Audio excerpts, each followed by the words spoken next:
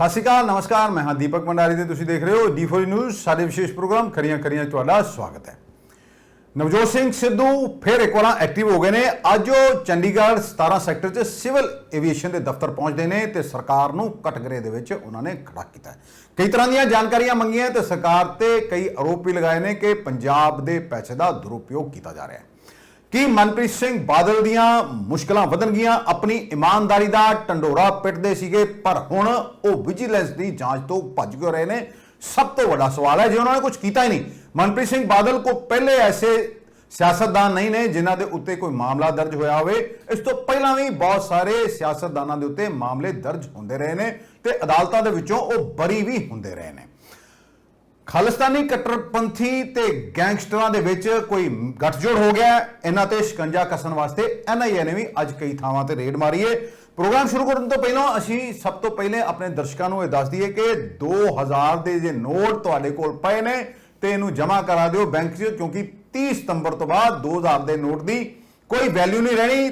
19 ਮਈ ਨੂੰ ਸਰਕੂਲਰ ਜਾਰੀ ਕਰਕੇ ਸਰਕਾਰ ਵੱਲੋਂ ਇਹ ਕਹਿਤਾ ਗਿਆ ਸੀ ਕਿ 30 ਸਤੰਬਰ ਤੋਂ ਬਾਅਦ ਇਹ ਜਿਹੜੇ ਨੋਟ ਹੈ ਉਹ ਚੱਲਣੇ ਬੰਦ ਹੋ ਜਾਣਗੇ।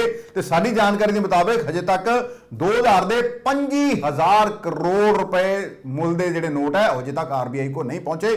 ਤੇ ਸਾਡੀ ਬੇਨਤੀ ਹੈ ਵੀ ਇਸ ਤਰ੍ਹਾਂ ਨਾ ਹੋਵੇ, ਕਈਆਂ ਦੇ 500 ਜਿਹੜੇ ਨੋਟ ਪਹਿਲੇ ਬੰਦ ਹੋਏ ਸਨ ਤੇ 1000 ਦੇ ਨੋਟ ਬੰਦ ਹੋਏ ਸਨ, ਉਹਨਾਂ ਨੂੰ ਨੁਕਸਾਨ ਹੋਇਆ ਸੀ ਤੇ ਬਾਅਦ ਚੋਂ ਰੱਦੀ ਦੇ ਭਾਅ ਵੀ ਨਹੀਂ ਸੀ ਚੱਲੇ। ਇਸ ਕਰਕੇ ਉਹ ਆਪਣੇ 2000 ਦੇ ਨੋਟ ਜਿਹੜੇ ਹੈ ਬੈਂਕ 'ਚ ਜਮ੍ਹਾਂ ਕਰਾ ਦੇਣ। ਸਾਡੇ ਨਾਲ ਨੇ ਸਾਡੇ ਐਕਸਪਰਟ ਰਕੇਸ਼ ਸ਼ਰਮਾ। ਸ਼ਰਮਾ ਜੀ ਨਮਸਕਾਰ। ਨਮਸਕਾਰ ਭੰਡਾਰੀ ਸਾਹਿਬ। ਸ਼ਰਮਾ ਜੀ, ਨਵਜੋਤ ਸਿੰਘ ਸਿੱਧੂ ਦੀ ਪਤਨੀ ਡਾਕਟਰ ਨਵਜੋਤ ਕੌਰ ਸਿੱਧੂ ਕਾਫੀ ਸਮੇਂ ਤੋਂ ਬਿਮਾਰ ਸਨ। ਉਹਨਾਂ ਨੂੰ ਕੈਂਸਰ ਸੀਗਾ, ਹੁਣ ਉਹ ਕਾਫੀ ਠੀਕ ਹੋ ਗਏ ਨੇ ਤੇ ਨਵਜੋਤ ਸਿੰਘ ਸਿੱਧੂ ਐਕਟਿਵ ਹੋਏ ਨੇ ਤੇ ਅੱਜ ਉਹ ਪਹੁੰਚਦੇ ਨੇ ਚੰਡੀਗੜ੍ਹ 17 ਸੈਕਟਰ ਸਿਵਲ ਐਵੀਏਸ਼ਨ ਦੇ ਦਫ਼ਤਰ 'ਚ ਤੇ ਕਹਿੰਦੇ ਨੇ ਵੀ 4 ਵਾਰ ਦਾ ਮੈਂ ਸੰਸਦ ਆ, ਸਰਕਾਰ ਮੇਰੀ RTA ਦਾ ਜਵਾਬ ਨਹੀਂ ਦਿੰਦੀ।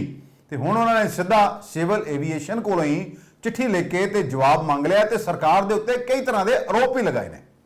ਬਿਲਕੁਲ ਗੱਲ ਤੁਹਾਡੀ ਠੀਕ ਆ ਤੇ ਇਹ ਵੇਖ ਲਓ ਹਾਲ ਵੀ 4 ਵਾਰ ਦੇ ਸੰਸਦ ਜੀ, ਪੰਜਾਬ ਸਰਕਾਰ 'ਚ ਮੰਤਰੀ ਰਹਿ ਚੁੱਕੇ ਜੀ, ਕਾਂਗਰਸ ਦੇ ਸਾਬਕਾ ਪ੍ਰਧਾਨ ਰਹਿ ਚੁੱਕੇ ਜੀ। ਨਵਜੋਤ ਸਿੰਘ ਸਿੱਧੂ ਨੂੰ ਇਹ ਗੱਲ ਕਹਿਣੀ ਪੈ ਰਹੀ ਆ ਵੀ ਸਰਕਾਰ RTIਆਂ ਦਾ ਜਵਾਬ ਨਹੀਂ ਦਿੰਦੀ ਜੀ। ਇਹ ਵਾਕਈ ਜਿਹੜੇ RTI ਦੀ ਵਕਾਲਤ ਕਰਦੇ ਸੀ, ਕਹਿੰਦੇ ਸੀ ਲੋਕਾਂ ਕੋਲ ਸਵਾਲ ਪੁੱਛੋ, ਇਹ ਨਾ ਹੁਣ ਕਿਸੇ ਸਵਾਲਾਂ ਦਾ ਜਵਾਬ ਦਿੰਦੇ ਤੇ ਨਾ ਕਿਸੇ RTI ਦਾ ਜਵਾਬ ਦਿੰਦੇ ਜੀ। ਹੁਣ ਉਹਨਾਂ ਨੂੰ ਜਾਣਕਾਰੀ ਲੈਣ ਵਾਸਤੇ ਸਿੱਧੂ ਸਾਹਿਬ ਨੂੰ ਖੁਦ ਸੈਕਟਰ 17 ਸਿਵਲ ਐਵੀਏਸ਼ਨ ਡਿਪਾਰਟਮੈਂਟ ਦੇ ਦਫ਼ਤਰ ਵਿੱਚ ਜਾਣਾ ਪਿਆ। ਖੁਦ ਉਹਨਾਂ ਨੇ ਸਰਕਾਰ ਦੇ ਸਵਾਲ ਪੁੱਛੇ ਉਹਨਾਂ ਕੋਲੋਂ RTI ਰਾਹੀਂ ਵੀ ਪੰਜਾਬ ਸਰਕਾਰ ਨੇ ਪ੍ਰਦੇਸ਼ ਲਈ ਅਧਿਕਾਰਿਕ ਤੌਰ ਤੇ ਕਦੋਂ ਹੈਲੀਕਾਪਟਰ ਦਾ ਇਸਤੇਮਾਲ ਕੀਤਾ ਜੀ ਤੇ ਇਹ ਤੇ ਕਿੰਨਾ ਖਰਚਾ ਆਇਆ, ਪੂਰੀ ਜਾਣਕਾਰੀ ਦਿਓ।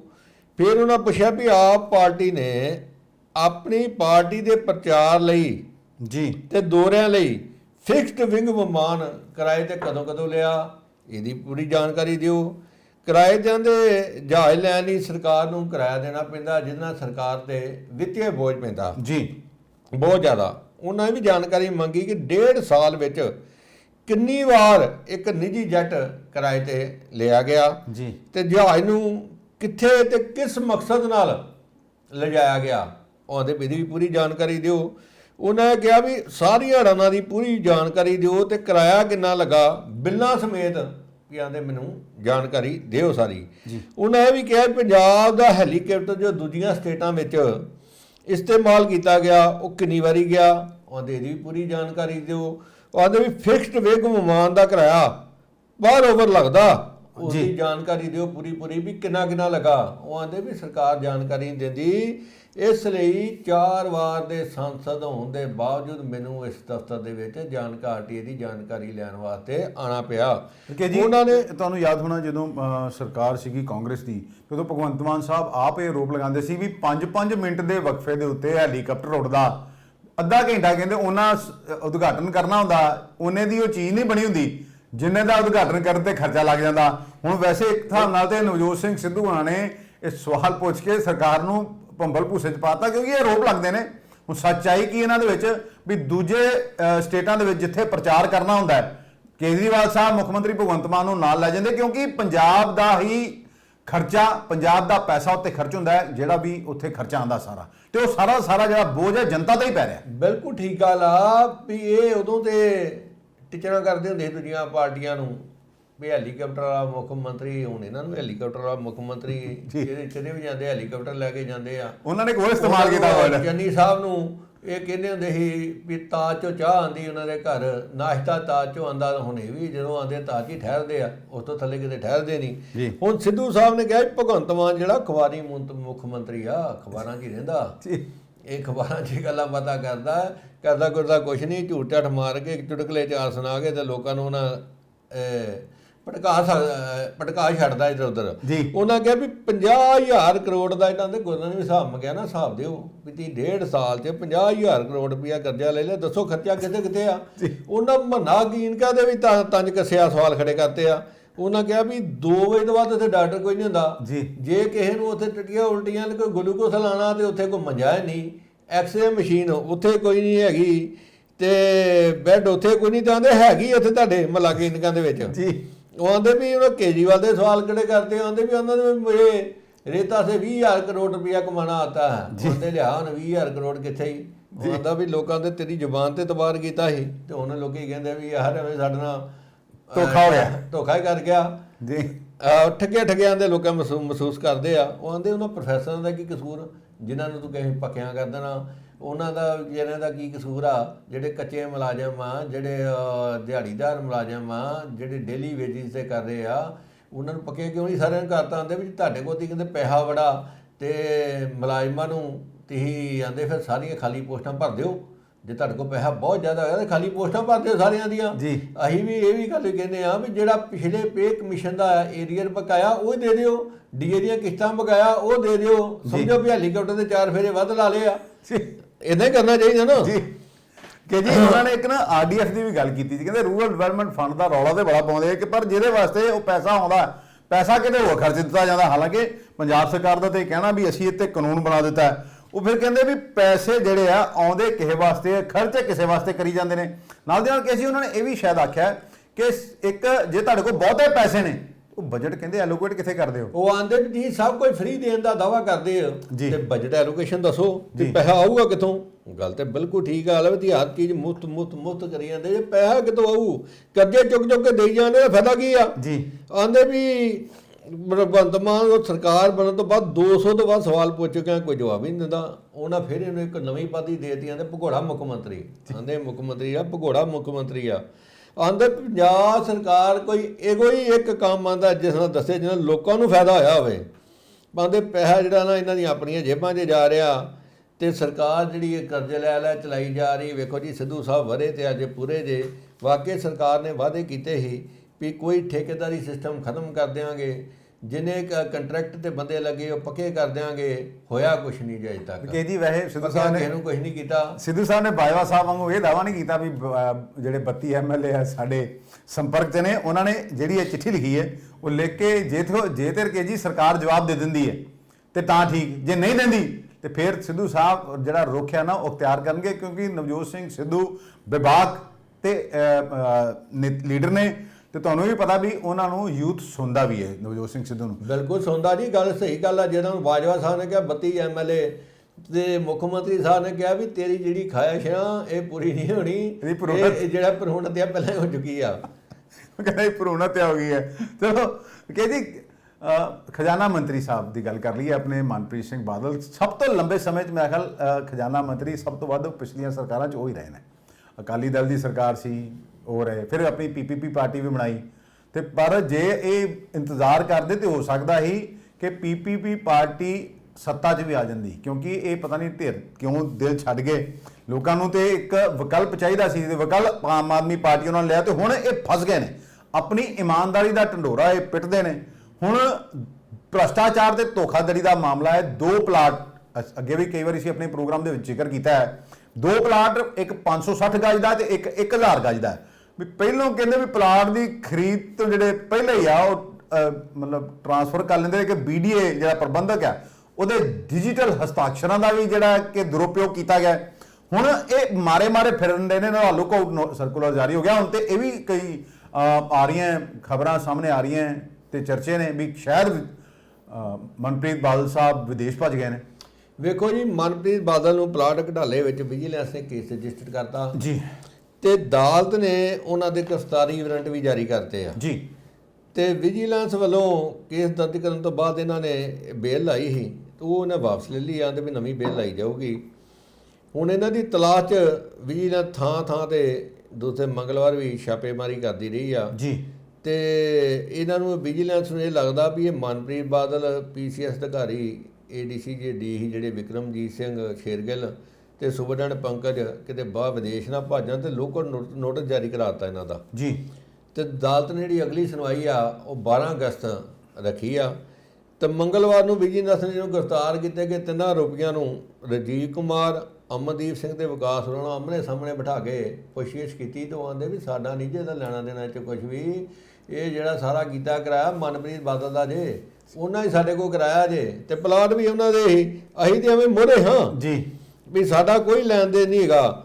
ਵੀ ਆਂਦੇ ਵੀ ਜਦੋਂ ਮਨਪ੍ਰੀਤ ਬਾਦਲ ਨੇ ਪਲਾਟ ਲੈਣੇ ਸੀ ਜੀ, ਤੇ ਉਹਨਾਂ ਨੇ ਬਠਿੰਡਾ ਡਿਵੈਲਪਮੈਂਟ ਅਥਾਰਟੀ ਦੇ ਅਧਿਕਾਰੀਆਂ ਨਾਲ ਬੈਠਕ ਵੀ ਕੀਤੀ ਸੀ, ਤੇ ਉਹ 'ਚ ਬਹਿ ਕੇ ਸਾਰਾ ਪਲਾਨ ਤਿਆਰ ਕੀਤਾ ਸੀ ਵੀ ਕਿੱਦਾਂ ਆ ਲੈਣੇ ਆ, ਪਲਾਟ ਲੈਣੇ ਆ। 3 ਆਰੋਪੀਆਂ ਨੇ ਵਿਜੀਲੈਂਸ ਸਪਸ਼ਟ ਕਰਤਾ ਵੀ ਉਹਨਾਂ ਦੇ ਇਹਦੇ ਨਾਲ ਕੋਈ ਮਕਸਦ ਨਹੀਂ ਜੀ ਹੈਗਾ। ਉਹ ਜਿਹੜਾ ਸ਼ਿਕਾਇਤ ਕਰਤਾ ਹੈ ਸਾਬਕਾ ਐਮਐਲਏ ਸਰੂਪ ਚੰਦ ਸਿੰਗਲਾ, ਉਹਨਾਂ ਕਿਹਾ ਵੀ ਮਨਪ੍ਰੀਤ ਬਾਦਲ ਦੀ ਗ੍ਰਿਫਤਾਰੀ ਬੇਜ਼ਰੂਰੀ ਆ, ਉਹਦੀ ਗ੍ਰਿਫਤਾਰ ਹੋਣ ਨਾਲ ਹੀ ਪਤਾ ਲੱਗੂਗਾ ਵੀ ਅਸਲ ਮਾਮਲਾ ਕੀ ਹੀ, ਹੇਰਾਫੇਰੀ ਕਿੱਦਾਂ ਹੋਈ ਸਾਰੀ। ਉਹ ਆਂਦੇ ਵੀ ਜਿਹੜੇ 3 ਫੜੇ ਇਹਦੇ ਵਿਚਾਰੇ ਮੋਹਰੇ ਆ, ਅਸਲ ਜਿਹੜਾ ਦੋਸ਼ੀ ਹੈਗਾ ਉਹ ਤੇ ਮਨਪ੍ਰੀਤ ਬਾਦਲ ਹੈਗਾ। ਹੁਣ ਆਂਦੇ ਵੀ ਇਹਨਾਂ 3 ਦੀ ਗ੍ਰਿਫਤਾਰੀ ਲਈ ਜਗ੍ਹਾ ਜਗ੍ਹਾ ਛਾਪੇਮਾਰੀ ਜੀ ਕੀਤੀ ਜਾ ਰਹੀ ਆ। ਤੇ ਮਨਪ੍ਰੀਤ ਗ੍ਰਿਫਤਾਰੀ ਲਈ ਦਿੱਲੀ ਤੇ ਰਾਜਸਥਾਨ ਵੀ ਵਿਜੀਲੈਂਸ ਦੀਆਂ ਟੀਮਾਂ ਰਵਾਨਾ ਹੋ ਗਈਆਂ। ਤੇ ਵੇਖੋ ਕਿੰਨਾ ਪ੍ਰਚਾਰ ਕਰਦੇ ਸੀ, ਮੁਲਾਜ਼ਮਾਂ ਨੂੰ ਕਹਿ ਦਿੰਦੇ ਸੀ, ਸਰਕਾਰ ਨੂੰ ਕਹਿੰਦੇ ਖਜ਼ਾਨਾ ਖਾਲੀ ਹੈ, ਖਜ਼ਾਨਾ ਖਾਲੀ ਹੈ, ਤੇ ਆਪਣਾ ਖਜ਼ਾਨਾ ਦੀ ਭਰੀ ਗਏ। ਉੱਦਾਂ ਕਹਿੰਦੇ ਵੀ ਮੈਂ ਤੇ ਜੇ ਕੋਈ ਮਿਲਣ ਆਉਂਦਾ ਚਾਹ ਵੀ ਨਹੀਂ ਪਿਆਂਦਾ, ਮੈਂ ਵੇਸਣ ਨਹੀਂ ਕਮਾਉਂਦਾ, ਗੱਡੀ ਆਪਣੀ ਆਪ ਚਲਾਣਾ, ਟੋਲ ਟੈਕਸ ਮੈਂ ਜੇਬੋਂ ਭਰਦਾ ਹਾਂ, ਮੈਂ ਤਾਂ ਕੋਈ ਗਨਮੈਨ ਨਹੀਂ ਰੱਖਦਾ। ਤੁਸੀਂ ਕਿਹੜੀਆਂ ਪ੍ਰਦੇਸ਼ਾਂ ਦੀਆਂ ਗੱਲਾਂ ਕਰਨ ਵਾਲੇ। ਤੁਸੀਂ ਰਕੇਸ਼ ਜੀ ਇਹ ਦੇਖੋ ਵੀ ਕਹਿੰਦੇ ਵੀ ਕੀ ਇਹਨਾਂ ਦੇ ਅਕਲ ਤੇ ਪਰਦਾ ਪੈ ਗਿਆ ਸੀ ਵੀ ਤੁਸੀਂ ਦੇਖੋ ਇਕਰਾਰਨਾਮੇ ਕਰਨ ਵਾਸਤੇ ਸਟੰਪ ਪੇਪਰ ਪਹਿਲਾਂ ਖਰੀਦ ਲਿੱਤੇ ਜਾਂਦੇ ਆ ਵੀ ਹਾਜ਼ਰ ਅਲਾਟ ਹੁੰਦੀ ਆ। ਗੱਲ ਆ ਵੀ ਤੁਸੀਂ ਖਰੀਦਿਆ ਕਿਹੜੇ ਭਾਅ ਤੇ ਰਜਿਸਟਰੀ ਕਿਹੜੇ ਭਾਅ ਕਰਾਈ। ਉਹ ਰਸੀਦਾਂ ਲਈਆਂ ਤੀ ਵੀ 30,000 ਕੁਛ ਖਰੀਦਿਆ, ਰਜਿਸਟਰੀ ਕਰਾਈ 26,000 ਕੁਛ ਦੇ ਉੱਤੇ। ਇਹਨਾਂ ਦੇ ਹੋਰ ਘਟਾਲਾ ਸਾਹਮਣੇ ਆ ਰਿਹਾ। ਬਿਜ਼ਨਸ ਰਕੇਸ਼ ਜੀ ਹੋਰ ਵੀ ਇਹਨਾਂ ਦੇ ਕੇਸ ਖਗਾਲੇ ਸ਼ੁਰੂ ਕਰਤੇ ਨੇ, ਕਿਉਂਕਿ ਉਦੋਂ ਜਦੋਂ ਤੁਹਾਨੂੰ ਇਹ ਵੀ ਯਾਦ ਹੋਣਾ ਹੈ ਕਿ ਜਦੋਂ ਮੁੱਖ ਮੰਤਰੀ ਬਣੇ ਸਨ ਚਰਨਜੀਤ ਸਿੰਘ ਚੰਨੀ, ਤੇ ਇਹਨਾਂ ਦੀ ਕਾਫੀ ਸਾਰੀ ਨੇੜਤਾ ਹੋ ਗਈ ਸੀ ਚਰਨਜੀਤ ਸਿੰਘ ਚੰਨੀ ਉਹਨਾਂ ਨਾਲ, ਤੇ ਇੰਝ ਲੱਗਦਾ ਸੀ ਵੀ ਸਰਕਾਰ ਦੇ ਇਹ ਦੋਵੇਂ ਘਿਓ ਖਿਚੜੀ ਨੇ। ਤੇ ਉਦੋਂ ਵੀ ਕੁਝ ਮਾਮਲੇ ਕਈ ਪੈਸਾ ਕਿੱਥੇ ਕਿੱਥੇ ਕਿਸ ਤਰ੍ਹਾਂ ਖਰਚ ਹੋਇਆ ਉਹਦੀ ਵੀ ਭੰਡਾਰੀ ਸਾਹਿਬ ਦੱਸਦੇ ਆ ਵੀ 100 ਕਰੋੜ ਦਾ ਇਹਨਾਂ ਦੇ ਏਰੀਏ ਵਿੱਚ ਸੋਲਰ ਪੈਨਲ ਪ੍ਰੋਜੈਕਟ ਲੱਗਣੇ ਸੀ ਜੀ, ਜਿਹਦੇ ਵਿੱਚ 50% ਐਸਸੀ ਪਰਿਵਾਰਾਂ ਵਾਸਤੇ ਤੇ ਗਰੀਬ ਪਰਿਵਾਰਾਂ ਵਾਸਤੇ ਹੀ ਵੀ ਉਹਨਾਂ ਦੇ ਘਰਾਂ 'ਚ ਲਾਣੇ ਆ ਜੀ। ਪਰ ਇਹਨਾਂ ਨੇ ਜਿਹੜੇ ਲਗਭਗ 1700 ਦੇ ਕਰੀਬ ਸੋਲਰ ਪੈਨਲ ਪ੍ਰੋਜੈਕਟ ਲਾਤੇ, ਉਹ ਲਾਏ ਉਹਨਾਂ ਦੇ ਜਿਹੜੇ ਬੜੇ ਰਿਚ ਹੀ ਧਨਾੜ ਬੰਦੇ, ਜਿਨ੍ਹਾਂ ਨੂੰ ਲਾਣੇ ਪਾਉਂਦੇ ਉਹਨਾਂ ਦੇ ਲਾਇਆ ਕੋਈ ਨਹੀਂ, ਆਪਣਿਆਂ ਦੇ ਲਾਤੇ। ਤੇ ਇਲੈਕਸ਼ਨ ਕਮਿਸ਼ਨ ਨੂੰ ਸ਼ਿਕਾਇਤ ਹੋ ਗਈ, ਮਾਮਲਾ ਦੱਬਿਆ ਗਿਆ, ਬੰਦ ਵੀ ਹੋ ਗਏ ਲੱਗਣੇ, ਵਿਜੀਲੈਂਸ ਜਾਂਚ ਵੀ ਕਰਨ ਲੱਗੀ, ਪਤਾ ਨਹੀਂ ਫਿਰ ਕਿਉਂ ਚੁੱਪ ਹੋ ਗਏ। ਇੱਕ ਜਿਹੜੀਆਂ ਨੇ ਅਨਪਲੈਨਡ ਤਰੀਕੇ ਨਾਲ ਇਹਨਾਂ ਨੇ ਗਰਾਂਟਾਂ ਖਰਚੀਆਂ ਚੰਨੀ ਵੇਲੇ ਤੇ ਆਪਣੇ ਵੇਲੇ, ਉਹਦੀ ਵੀ ਜਾਂਚ ਆਂਦੀ ਸ਼ੁਰੂ ਹੋ ਰਹੀ ਆ। ਉਦੋਂ ਤੁਹਾਨੂੰ ਪਤਾ ਵੀ ਚੰਨੀ ਵੇਲੇ ਮੁੱਖ ਸੂਤਰਧਾਰੀ ਇਹ ਉਹਦੇ ਅਜਦੋਂ ਤਾਂ ਕੈਪਟਨ ਸਾਹਿਬ ਵੀ ਕਹਿੰਦੇ ਸੀ, ਆਂਦੇ ਯਾਰ ਮੇਰੇ ਵਾਰੀ ਤੇ ਕਹਿੰਦਾ ਖਜ਼ਾਨਾ ਖਾਲੀ ਹੈ, ਖਾਲੀ ਹੁਣ ਚੰਨੀ ਵਾਰੀ ਪੈਸੇ ਕਿਤੋਂ ਕੱਢੀ ਜਾਣ ਡਿਆ। ਕੈਪਟਨ ਸਾਹਿਬ ਵੀ ਕਲਪ ਗਏ ਸੀ ਕਰੋ।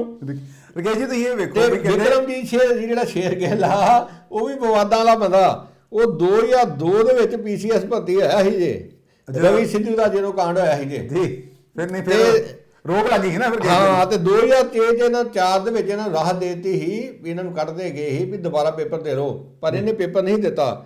ਇਹ ਕੋਰਟ ਰਾਹੀਂ 2015 ਵਿੱਚ ਦੁਬਾਰਾ ਵਾਪਸ ਆਇਆ ਜੇ ਡਿਊਟੀ ਦੇ ਉੱਤੇ, ਸਿਲੈਕਟ ਹੋ ਗਏ, ਤੇ 1.5 ਸਾਲ ਬਾਅਦ ਹੀ ਇਹਨੂੰ ਮਿਊਨਿਸਪਲ ਕਾਰਪੋਰੇਸ਼ਨ ਬਠਿੰਡਾ ਦਾ ਕਮਿਸ਼ਨਰ ਲਾ ਦਿੰਦੇ ਆ, ਤੇ ਨਾਲ ਹੀ additional charge Bathinda development authority ਦਾ ਦੇ ਦਿੰਦੇ। ਉਹਨੂੰ ਪਤਾ ਨਾ ਵੀ ਬੰਦਾ ਬੜਾ ਵਧੀਆ, ਪੂਰਾ ਜ਼ੋਰ ਲਾਉਂਦੇ, ਆਪਣੇ ਅਫਸਰ ਵੀ ਲਾਉਂਦੇ, ਪਰ ਫਿਰ ਵੀ 63,000 ਵੋਟਾਂ ਤੋਂ ਹਾਰ ਜਾਂਦੇ ਆ ਮਨਪ੍ਰੀਤ ਬਾਦਲ ਜੀ। ਰਕੇਸ਼ ਜੀ ਤੁਸੀਂ ਵੇਖੋ ਵੀ ਸੋਲਰ ਪਲਾਂਟ ਜੇ ਲਾਉਣੇ ਸੀ ਗਰੀਬਾਂ ਵਾਸਤੇ, ਤੇ ਨੀਲੇ ਕਾਰਡ ਬਣਾ ਲਿਓ, ਕਹਿੰਦੇ ਫਿਰ ਮਰਸਡੀਜ਼ ਵਾਲੇ ਰਾਸ਼ਨ ਲਈ ਜਾਂਦੇ ਉਹਨਾਂ ਦਾ।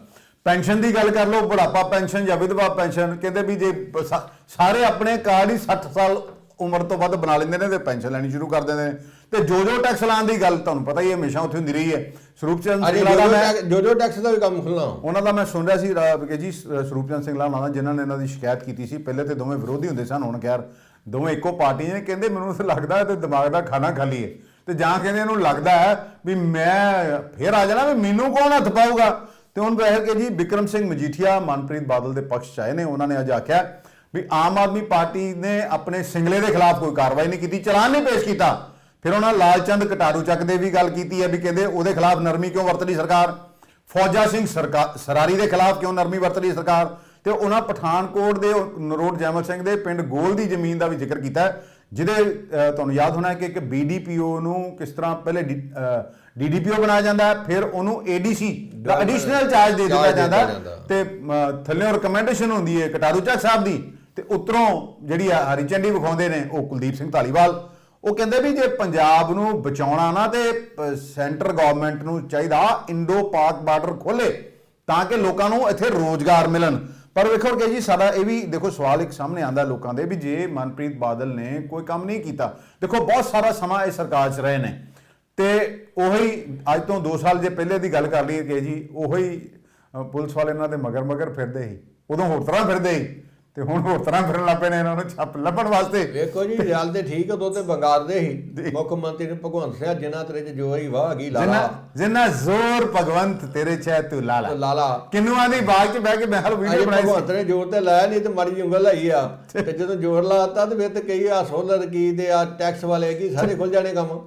ਕਿ ਜੀ ਖਾਲਿਸਤਾਨੀ ਕੱਟੜਪੰਥੀ ਜਦੋਂ ਦੀ ਉਹਦੀ ਉੱਥੇ ਹਰਦੀਪ ਸਿੰਘ ਨਿੱਜਰ ਦਾ ਕਤਲ ਹੋਇਆ, ਉਸ ਤੋਂ ਬਾਅਦ ਜਿਵੇਂ ਜਸਟਿਨ ਟਰੂਡੋ ਨੇ ਇੱਕ ਬਿਆਨਬਾਜ਼ੀ ਕੀਤੀ, ਭਾਰਤ ਦੀ ਏਜੰਸੀਆਂ ਦਾ ਦੱਸਿਆ, ਹਾਲਾਂਕਿ ਲਗਾਤਾਰ ਭਾਰਤ ਵੱਲੋਂ ਇਹ ਗੱਲ ਦਾ ਇਨਕਾਰ ਕੀਤਾ ਜਾ ਰਿਹਾ ਤੇ ਕਿਹਾ ਜਾ ਰਿਹਾ ਵੀ ਅਸੀਂ ਇਹਨਾਂ ਚੀਜ਼ਾਂ ਤੇ ਵਿਸ਼ਵਾਸ ਨਹੀਂ ਰੱਖਦੇ, ਪਰ ਸਾਡੇ ਜੇ ਤੁਹਾਡੇ ਕੋਲ ਕੋਈ ਸਬੂਤ ਨੇ ਤੇ ਸਾਨੂੰ ਸਬੂਤ ਦਿਓ। ਭਾਰਤ ਦਾ ਇਹ ਕਹਿਣਾ ਵੀ ਸਾਨੂੰ ਸਬੂਤ ਨਹੀਂ ਦਿੱਤੇ ਜਾ ਰਹੇ। ਹੁਣ ਕੱਟੜਪੰਥੀਆਂ ਦੇ ਨਾਲ ਜੁੜੇ ਗੈਂਗਸਟਰਾਂ ਦੇ ਉੱਤੇ ਸ਼ਿਕੰਜਾ ਕੱਸਣਾ ਸ਼ੁਰੂ ਕਰ ਦਿੱਤਾ ਹੈ।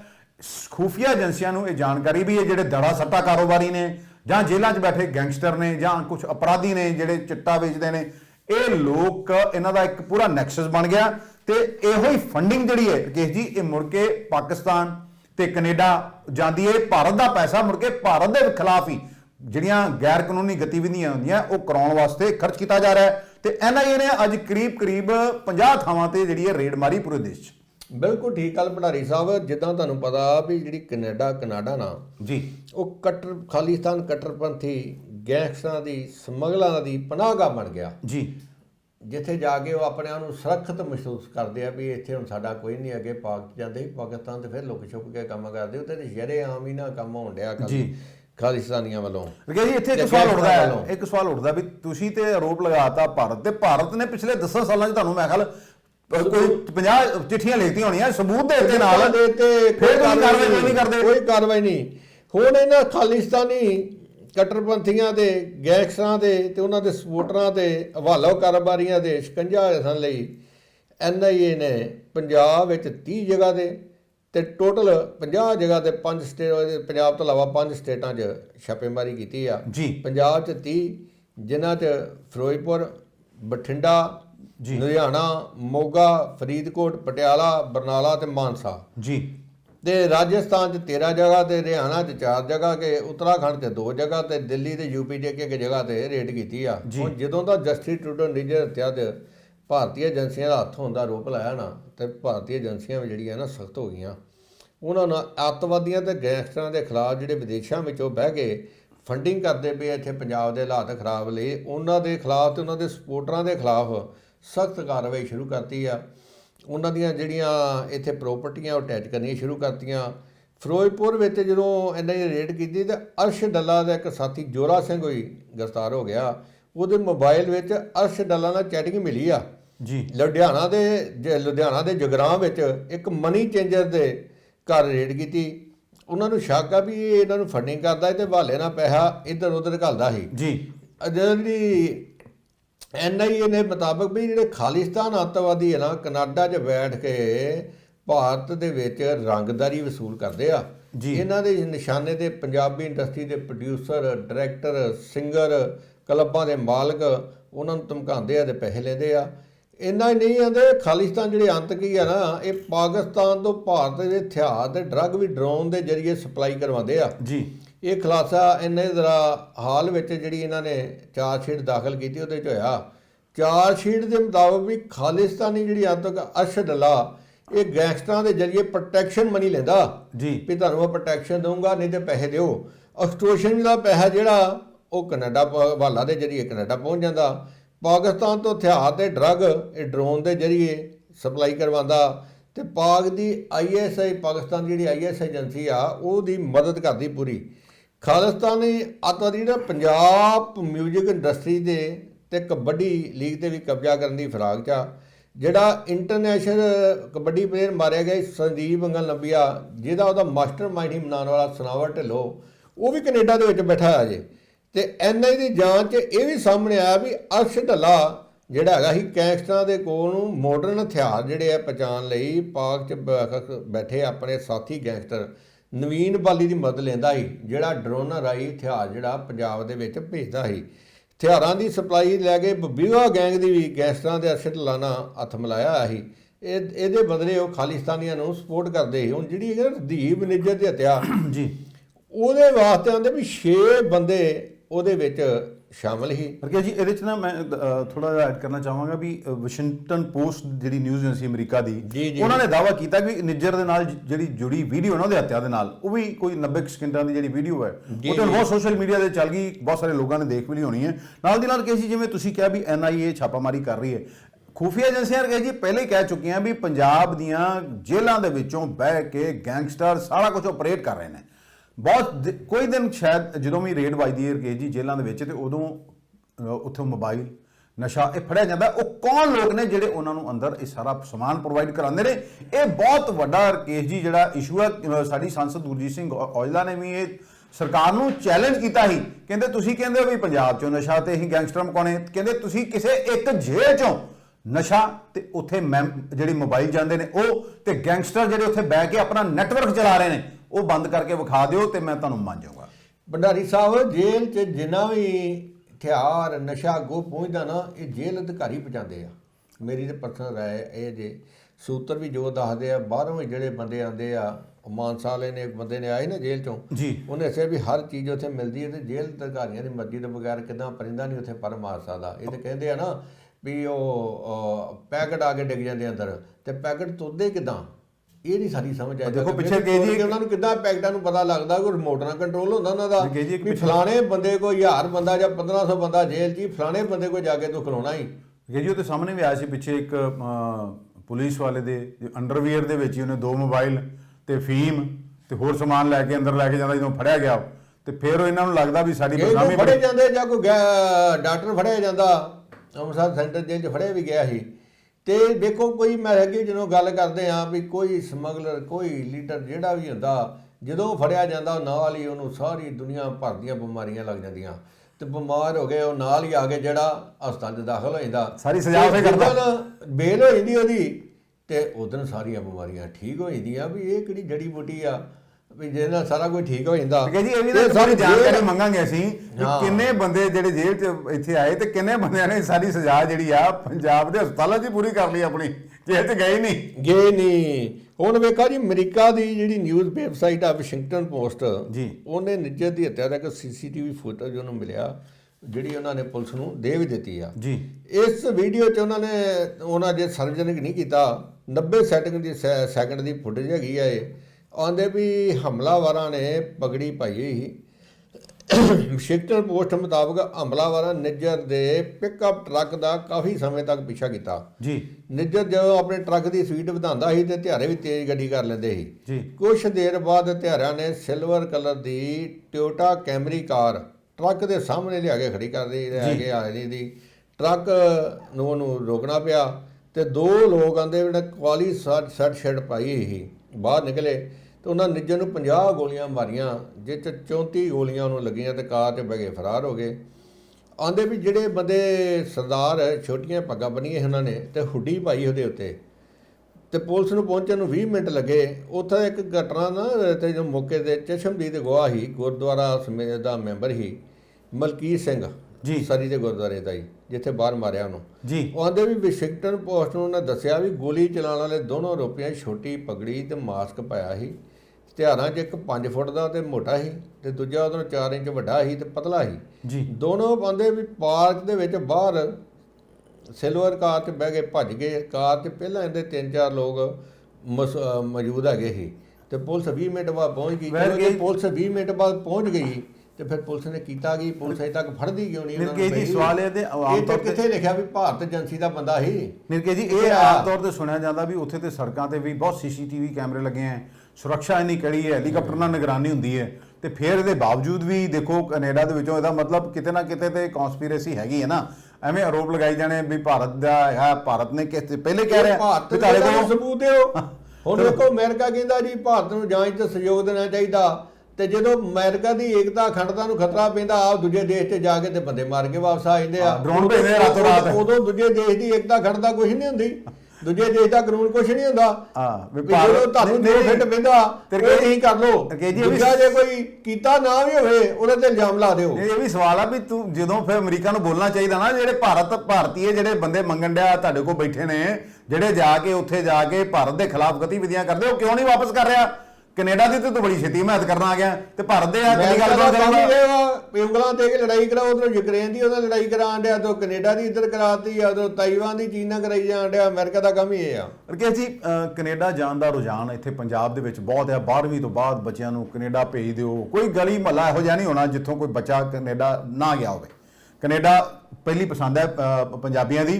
ਪਰ ਜਿਹੜੀ ਰਿਪੋਰਟ ਸਾਹਮਣੇ ਆ ਰਹੀ ਹੈ ਸੁਣ ਕੇ ਵੀ ਸਾਡੇ ਪੈਰਾਂ ਥੱਲੋਂ ਤੇ ਜ਼ਮੀਨ ਨਿਕਲੀ ਹੈ, ਤੁਸੀਂ ਵੀ ਹੈਰਾਨ ਹੋ ਜਾਓਗੇ ਕਿ ਬੱਚਿਆਂ ਨੂੰ ਉੱਥੇ ਕਿੰਨਾ ਹਾਲਾਤਾਂ 'ਚ ਰਹਿਣਾ ਪੈ ਰਿਹਾ ਹੈ। ਤੇ ਉਹ ਰਿਪੋਰਟ ਕਿਹੋ ਜਿਹੀ ਕਹਿੰਦੀ ਹੈ ਵੀ ਜੇ ਤੁਹਾਡੇ ਕੋਲ ਆਪਣੇ ਬੱਚੇ ਨੂੰ ਦੇਣ ਵਾਸਤੇ 50 ਲੱਖ ਰੁਪਈਆ ਤੇ ਅਗਲੇ 5 ਸਾਲਾਂ ਵਾਸਤੇ ਤੁਸੀਂ ਉਹਦਾ ਖਰਚਾ ਚੁੱਕ ਸਕਦੇ ਹੋ, ਤੇ ਫਿਰ ਤੁਸੀਂ ਸੋਚ ਸਕਦੇ ਹੋ ਆਪਣੇ ਬੱਚੇ ਨੂੰ ਉੱਥੇ ਭੇਜਣਾ। ਵਰਨਾ ਤੇ ਕਹਿੰਦੇ ਵੀ ਤੁਸੀਂ ਭੁੱਲ ਜਾਓ ਹੁਣ ਕੈਨੇਡਾ ਜਾਣਾ। ਕੈਨੇਡਾ 'ਚ ਭਟਾਰੀ ਸਾਹਿਬ ਬੜਾ ਮਾਲਾ ਆ, ਭੁੱਖਮਰੀ ਉੱਥੇ ਵੀ ਪੈ ਗਈ ਆ। ਕੈਨੇਡਾ ਚੱਲਣ ਪੰਜਾਬੀਆਂ ਸਿਰ ਤੇ ਡਿਆ। ਇੰਡੀਆ ਤੋਂ ਬਾਅਦ ਜੇ ਕੋਈ ਸਿੱਖਾਂ ਦੀ ਸਭ ਤੋਂ ਵੱਧ ਆਬਾਦੀ ਹੈਗੀ ਆ ਤੇ ਉਹ ਕੈਨੇਡਾ ਦੇ ਵਿੱਚ ਆ, ਤੇ ਕੈਨੇਡਾ ਚੱਲ ਜੋ ਲੱਗਦਾ ਪੰਜਾਬ 'ਚ ਹੀ ਆ ਗਏ ਆ। ਹੁਣ ਉੱਥੋਂ ਦੇ ਇੱਕ ਪ੍ਰੋਮੀਨੈਂਟ NRI ਆ ਬਿਜ਼ਨਸਮੈਨ, ਜੋ ਮੂਲ ਰੂਪ ਦੇ ਵਿੱਚ ਜਲੰਧਰ ਦੇ ਰਹਿਣ ਵਾਲੇ, ਪਾਤੜਾ ਦੇ ਆਟੋਮੋਬਾਈਲ ਦਾ ਕੰਮ ਕਰਦੇ ਆ ਜੀ। ਉਹਨਾਂ ਨੇ ਕਿਹਾ ਵੀ ਬੱਚੇ ਆਪਣੇ ਐਵੇਂ ਧੜਾ ਧੜ ਕੈਨੇਡਾ ਵੱਲ ਨਾ ਭੇਜੀ ਜਾਓ, ਤਦ ਭੇਜੋ ਜੇ ਤੁਹਾਡੇ ਕੋਲ ਜੇ ਫੀਸ ਜਿਹੜੀ ਦੀ ਦੇਤੀ ਆ ਉਹ ਤੋਂ ਇਲਾਵਾ 5 ਸਾਲ ਹੀ ਰਹਿਣ ਵਾਸਤੇ 50 ਲੱਖ ਰੁਪਇਆ ਐਕਸਟਰਾ ਹੈਗਾ ਤੇ ਭੇਜੋ, ਨਹੀਂ ਤੇ ਨਾ ਭੇਜੋ, ਬੱਚੇ ਤੁਹਾਡੇ ਰੁੱਲ ਜਾਣਗੇ। ਇਹਨਾਂ ਦਾ ਨਾਂ ਜੇ ਸੁੱਕੀ ਬਾਟ ਜੀ, ਸਰੀ ਦੇ ਬ੍ਰਿਟਿਸ਼ ਕੋਲੰਬੀਆ ਦੇ ਵਿੱਚ ਰਹਿ ਰਹੇ ਹਾਂ। ਤਾਂ ਵੀ ਮੈਂ ਨਾ ਬੜੇ ਲੰਬੇ ਸੇ ਤੋਂ ਸਟੂਡੈਂਟਾਂ ਨੂੰ ਮੋਨੀਟਰ ਕਰ ਰਿਹਾ ਵੀ ਇਹ ਕਿੱਦਾਂ ਵਿਚਾਰੇ ਕਿੰਨਾ ਹਾਲਾਤਾਂ 'ਚ ਰਹਿ ਰਹੇ ਹਨ। ਕਿਉਂਕਿ ਮੈਂ ਉੱਥੇ 50 ਸਾਲਾਂ ਤੋਂ ਉੱਥੇ ਲੱਗਾ। ਆਂਦੇ ਪੈਸੇ ਕਮਾਉਣ ਦੇ ਚੱਕਰ 'ਚ ਸਟੂਡੈਂਟ ਜਿਹੜੇ ਇਲੀਗਲ ਕੰਮ ਕਰਨ ਲੱਗ ਪੈਂਦੇ ਆ ਜੀ। ਆਂਦੇ ਕਿਰਾਇਆ ਬਹੁਤ ਵੱਧ ਗਿਆ, ਉੱਥੇ 1600 ਕੈਨੇਡੀਅਨ ਡਾਲਰ ਪਰ ਮੰਥ ਕਿਰਾਇਆ ਹੋ ਗਿਆ ਜੀ। ਆਂਦੇ ਉੱਥੇ 5 ਤੋਂ 6 ਬੰਦੇ ਇੱਕ ਕਮਰੇ ਠੁੱਸ ਕੇ ਰਹਿੰਦੇ ਆ, ਰੋਟੀ ਪਾਣੀ ਸਾਰਾ ਪਕਾਉਣਾ ਪੈਂਦਾ ਜੀ। ਤੇ ਆਂਦੇ ਵੀ ਜਿੰਨੀ ਗਿਣਤੀ ਜਿਹੜੀ ਜਿੰਨੀ ਵੱਡੀ ਗਿਣਤੀ ਇੱਥੇ ਸਟੂਡੈਂਟ ਜਾ ਰਹੇ ਆ, ਪਰ ਉਨੀਆਂ ਉੱਥੇ ਨੌਕਰੀਆਂ ਨਹੀਂ, ਹੁਣ ਜੋਬ ਨਹੀਂ ਹੈਗੀ ਜੀ। ਅੰਪਲਾਇਰ ਜਿਹੜੇ ਆਂਦੇ ਵੀ ਉਹਨਾਂ ਨੂੰ ਐਕਸਪਲੋਇਟ ਕਰਦੇ ਆ ਜੀ, ਵੀ ਜੇ ਘੰਟੇ ਵੱਧ ਲਵਾਉਂਦੇ ਤੇ ਪੈਸੇ ਘੱਟ ਦਿੰਦੇ ਆ। ਤੇ ਸਟੂਡੈਂਟ ਆਂਦੇ ਤਣਾਅ ਵਿੱਚ ਰਹਿੰਦੇ ਆ ਤੇ ਡਰੱਗ ਲੈਣੀ ਸ਼ੁਰੂ ਕਰ ਦਿੰਦੇ ਆ। ਕਈ ਵਿਚਾਰੇ ਆਂਦੇ ਆਪਣੀ ਜਾਨ ਵੀ ਗਵਾ ਪੈਂਦੇ ਆ। ਆਂਦੇ ਇਸ ਤਰ੍ਹਾਂ ਦੇ ਹਾਲਾਤਾਂ ਨੂੰ ਵੇਖ ਕੇ ਆਂਦੇ ਮੈਂ ਬੜਾ ਦੁਖੀ ਆ। ਤੇ ਮੈਂ ਤੇ ਆਂਦੇ ਵੀ ਇਹੋ ਸਲਾਹ ਦੇਣਾ ਵੀ ਹੁਣ ਜਿਹੜੇ ਹਾਲਾਤ ਹੈਗੇ ਆ, ਅਜੇ ਕੈਨੇਡਾ 'ਚ ਨਹੀਂ ਜਾਣਾ ਚਾਹੀਦਾ, ਕਿਉਂਕਿ ਉੱਥੇ ਕੰਮ ਦੀ ਵੀ ਸ਼ੋਰਟੇਜ ਆ ਤੇ ਜਗ੍ਹਾ ਦੀ ਵੀ ਸ਼ੋਰਟੇਜ ਆ। ਮਹਿੰਗਾਈ ਵੀ ਬਹੁਤ ਹੋ ਗਈ, ਮਹਿੰਗਾਈ ਬੜੀ ਹੋ ਗਈ ਆ। ਆਂਦੇ ਪਹਿਲਾਂ ਇੰਡੀਆ 'ਚ ਇਹਨਾਂ ਨੂੰ ਇੰਡੀਪੈਂਡੈਂਟ ਰਹਿਣਾ ਸਿਖਾਓ, ਵੀ ਰੋਟੀ ਪਾਣੀ ਆਪਣੀ ਬਣਾਉਣੀ ਆਪ ਸਿਖਾਓ।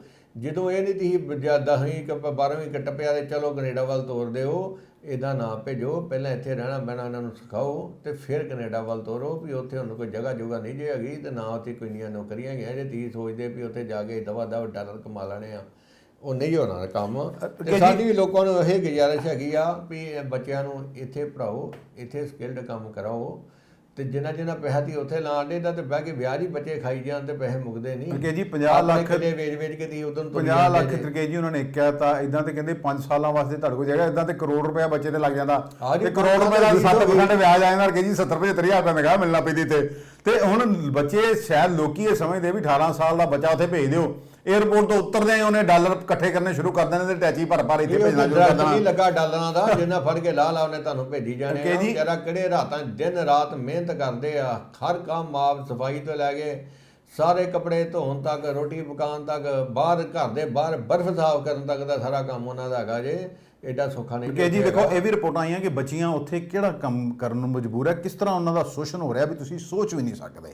ਹੁਣ ਠੀਕ ਗੱਲ ਵੀ ਬੱਚਿਆਂ ਨੂੰ ਜੇ ਤੁਸੀਂ ਭੇਜਣਾ ਤੇ ਇੱਕ 18 ਸਾਲ ਦੇ ਬੱਚੇ ਨੂੰ ਤਾਂ ਪਹਿਲੇ ਕਿੰਨੀ ਕੁ ਸਮਝ ਹੁੰਦੀ ਹੈ, ਉਹਨੂੰ ਗ੍ਰੈਜੂਏਸ਼ਨ ਕਰਾਓ ਚੰਗਾ ਤਾਂ ਕਿ ਬੱਚਾ ਆਪਣਾ ਭਲਾ ਪੂਰਾ ਪਛਾਣ ਸਕੇ। ਉਸ ਤੋਂ ਬਾਅਦ ਉਹਨੂੰ ਹਾਇਰ ਸਟੱਡੀਜ਼ ਵਾਸਤੇ ਉੱਥੇ ਭੇਜੋ। ਇਹ ਨਾ ਭੇਜੋ ਵੀ ਤੁਸੀਂ ਇੱਥੋਂ ਕਰਜ਼ਾ ਲੈ ਕੇ ਆਪਣਾ ਨਿਆਣਾ ਭੇਜਤਾ, ਮੁੜ ਕੇ ਉਹਦੇ ਗਲ 'ਚ ਗੂੜ ਦਿੰਦੇ ਹੋ ਵੀ ਇੱਥੇ ਤਾਂ ਅਸੀਂ ਕਿਸ਼ਤ ਦੇਣੀ ਹੈ, ਸਾਨੂੰ ਵਿਆਜ ਪੈਣ ਡਿਆ, ਸਾਨੂੰ ਪੈਸੇ ਭੇਜ। ਉਹ ਨਾ ਨਿਆਣਾ ਉੱਥੇ ਦਾ ਰਹਿੰਦਾ ਨਾ ਫਿਰ ਇੱਥੇ ਦਾ ਰਹਿੰਦਾ। ਕਿਉਂਕਿ ਜੀ ਸਮਾਂ ਗਿਆ, ਇਜਾਜ਼ਤ ਲਈਏ, ਸਾਨੂੰ ਦਿਓ ਇਜਾਜ਼ਤ। ਤੁਹਾਨੂੰ ਸਾਡਾ ਪ੍ਰੋਗਰਾਮ ਚੰਗਾ ਲੱਗਦਾ ਲਾਈਕ, ਕਮੈਂਟ, ਸ਼ੇਅਰ ਜ਼ਰੂਰ ਕਰਿਓ ਤੇ ਸਾਡੇ ਚੈਨਲ ਨੂੰ ਸਬਸਕ੍ਰਾਈਬ ਵੀ ਜ਼ਰੂਰ ਕਰਿਓ। ਧੰਨਵਾਦ, ਨਮਸਕਾਰ।